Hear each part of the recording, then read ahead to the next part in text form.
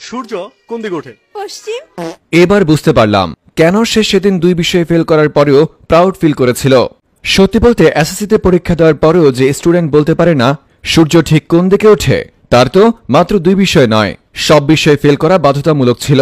এখন তো আমার সন্দেহ হচ্ছে পরীক্ষকদের উপর, তারা কি ঠিকঠাকভাবে এই মেয়ের পরীক্ষার খাতাগুলো দেখতে পেরেছিল কিনা। না মানে যদি ঠিকঠাকভাবে এর খাতা দেখেই থাকে তাহলে এ মাত্র দুই বিষয় কেমনে ফেল করে। ধারণা করা যায় যদি আমার ক্ষমতা থাকতো তাহলে আমি লাখখানিক টাকা খরচ করে এর পাশ করা খাতাগুলোকে আবারও বোর্ড চ্যালেঞ্জ করতাম এবং বোর্ড চ্যালেঞ্জ করে দেখতাম আসলে কি সে পাশ করা সাবজেক্টগুলোতে পাশ করেছিল কিনা। পশ্চিম দিকে সূর্য উঠতে দেখা এই বোনটিকে নিয়ে বিস্তারিত দেখুন রিপোর্টার সুমাইয়ার এক্স বয়ফ্রেন্ডের রিপোর্টে।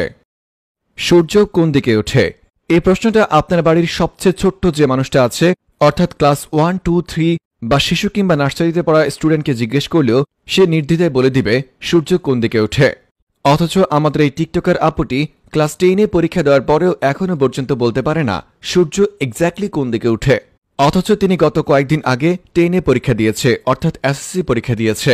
যদিও এসএসসি পরীক্ষা দেওয়ার পরে দু বিষয়ে ফেল করেছে, কিন্তু যে স্টুডেন্ট 10-এ পরীক্ষা দেওয়ার পরেও বলতে পারে না সূর্য এক্স্যাক্টলি কোন দিকে ওঠে, তার তো মাত্র দুই বিষয়ে ফেল করা উচিত ছিল না, তার তো মোটামুটি সব বিষয়ে ফেল করা উচিত ছিল।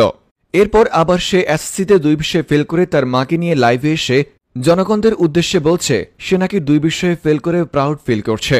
তখন অবশ্য আমার কাছে জিনিসটা হাস্যকর লেগেছিল, কি রে ভাই, কেমনে একটা মেয়ে ফেল করার পরও সেটাকে প্রাউড ফিল করতে পারে। কিন্তু এক মাস পর যখন তার এই ভিডিওটা সামনে পড়ে যেখানে সে সূর্য কোন দিকে ওঠে সেটাই বলতে পারে না, তখনই বুঝতে পারলাম কেন সে সেদিন বলেছিল দুই বিষয়ে ফেল করার পরেও সে প্রাউড ফিল করছিল।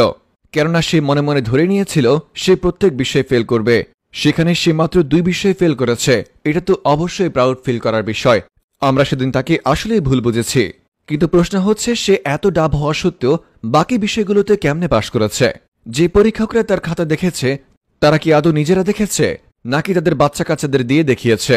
কেউ আমাকে প্লিজ লাখখানেক টাকা ধার দিন, আমি নিজে দায়িত্ব নিয়ে তার পাশ করা বাকি সাবজেক্টগুলোর উপর বোর্ড চ্যালেঞ্জ করব এবং সত্যি সত্যি দেখতে চাইব সে বাকি সাবজেক্টগুলোতে পাশ করেছিল কিনা। বিশ্বাস করেন যদি সূর্য নিজে কথা বলতে পারত তাহলে সূর্য উপর থেকে এই বোনটির মামাসি ধরে গালমন্দ করত। ওর মুখে সূর্য পশ্চিম দিকে উঠার এই খবর শুনে আমার তো ভয় হচ্ছে কখন জানি সূর্য সত্যি সত্যি পশ্চিম দিকে উঠে যায়, কেননা ইসলামী শরিয়া মোতাবেক সূর্য পশ্চিম দিকে উঠলেই কিয়ামত ঘটে যাবে। রিপোর্টার সুমাইয়ার এক্স বয়ফ্রেন্ড ফ্রম নিউজ ভাইয়া।